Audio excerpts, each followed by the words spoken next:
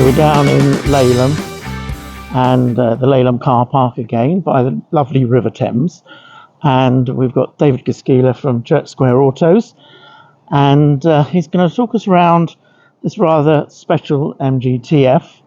So why is this one special? This one is the second from last off the production line, but the very last one anybody knows of, with the last one not existing anywhere. Well, it probably exists somewhere. Doesn't it? But at the moment we don't really know where. So this is chassis number 1155. The last TF ever made was 1156. So if anyone has got 1156 out there, do let us know, because we'd love to know where it is. But 1155, so the second to last TF ever made. So where the development of the F and the TF got to by this last point? Right at the end, the last 25 cars were made into this specification, all being white. You'd already had the twisted pepper alloy wheels onto the 85ths. They continued on with those, but they produced these in white with a style pack.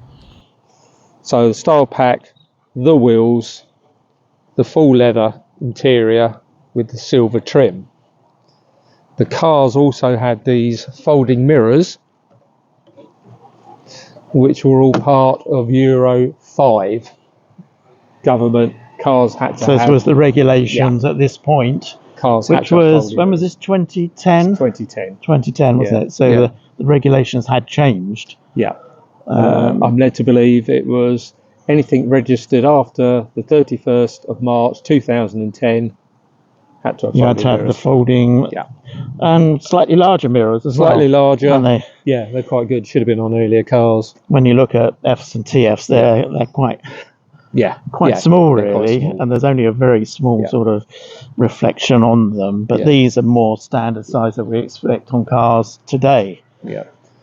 You've got the bigger brakes still, which obviously went on to the earlier cars, the 85th, the LE500s. So these AP calipers on here, I think? Yeah.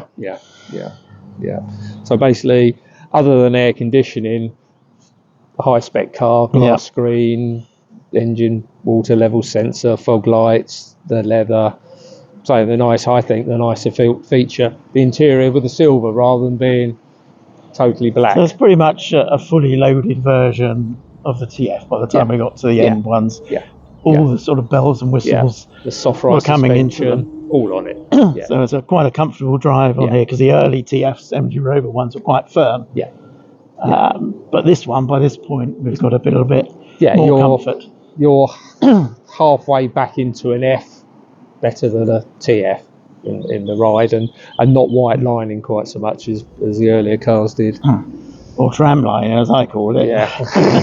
When you hit on the motorway with all the lorry tracks you get down there, these things just go in and out of those, and they can be quite terrible. But this one's not so bad. Not so bad. By the time we got to this point, it had refined a fair bit. Really, because this was NAC had refined this. It was still basically an MG Rover car. But there were some refinements that were made under NAC and SAIC. So it looks good in the white. I think, is this, what colour white is it? Dover white or? This is frost white. Frost white. And the 85ths were ice white. Right, so there is a subtle difference. So this looks very bright standing here. Yeah. Put the ice white against it, and this makes this look like Old English white. Yeah, you can't really sort of do it unless you have two cars side by side to see the difference in the shades, really, can you? No. But this is it's a 135 still. They Still a didn't actually put it up to a 160, which is no, never made. Bit of a shame. Yeah. I think the rumour was they made one. Yeah, all the last run of TFs were 135s. Yeah. Basically the K series engine, but called the N series after Nanjing. Yeah, and not a problem with head gaskets. No. Why was that then? Because they developed it, because they must have had some money rather than MG Rover didn't. I think towards the end of the MG Rover reign, the MLS gaskets were there. They were available because they were putting them into the Freelander. Yeah. That's where it came from. But unfortunately, they never actually quite got into the MGTFs on the MG Rover era. But they did with the Chinese version, the NAC version, when that came in. Yeah, so you got that. You got stiffer head bolts, bottom plate. So literally, there's no movement between the head and the block, which you were getting, which was causing the problem on the other head gaskets, plus the silicone. Yeah, so we don't really hear of this era cars having problems with head gasket failure, do we? I've never had to do one. No. From failure, even on the racing car years ago when we had that, I did a whole lap at Silverstone. No water in it whatsoever. It had blown it out.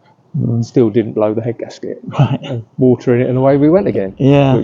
So it was a lot tougher, really, than the original. Yeah. But they went for many years with that original gasket, didn't they? And then that, of course, caused the issues that we all know about. Really, if you're an F&TF enthusiast, you'll know about your head gasket issues. Yeah.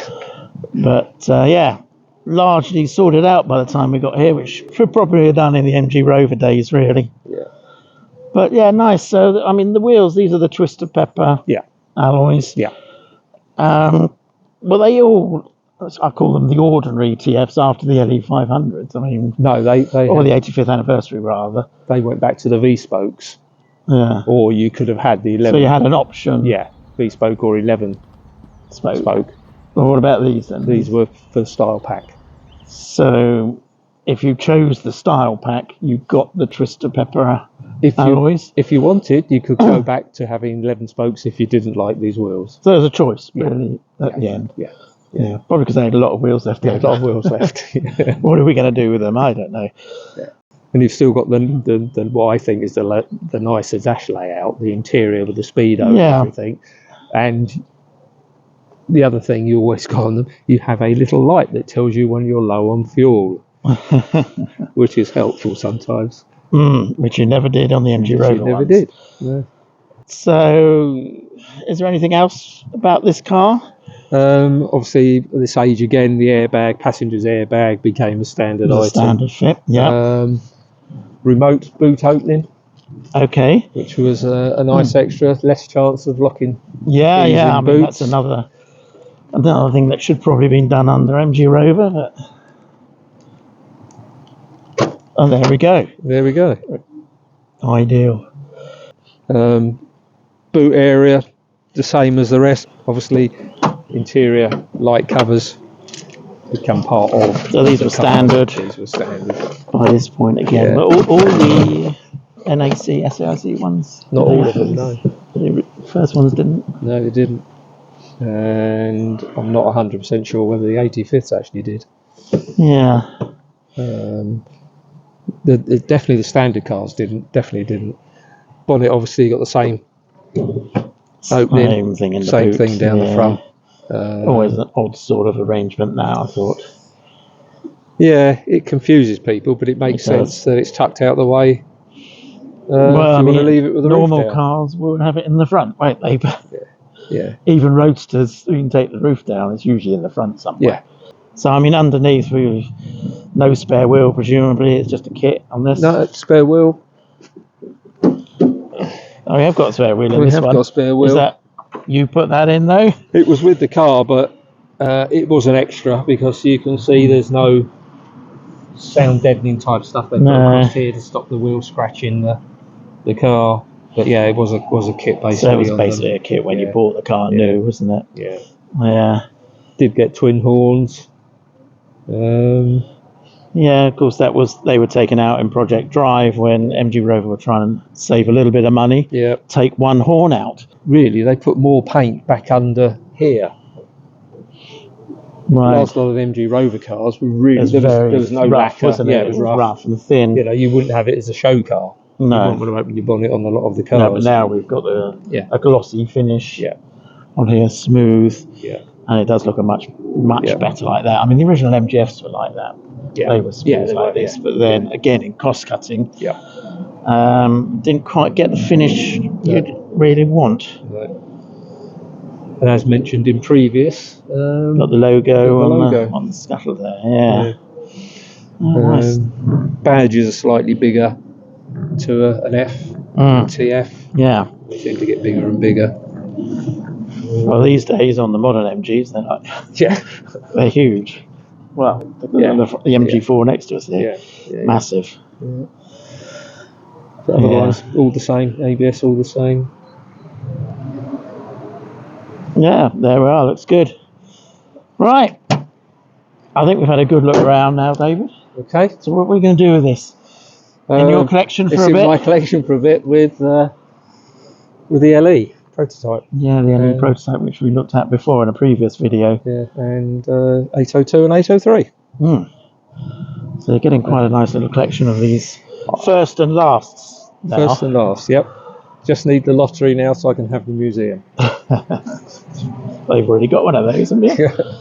Lovely. All right, thanks for showing us around today. Thank you very much, Tim.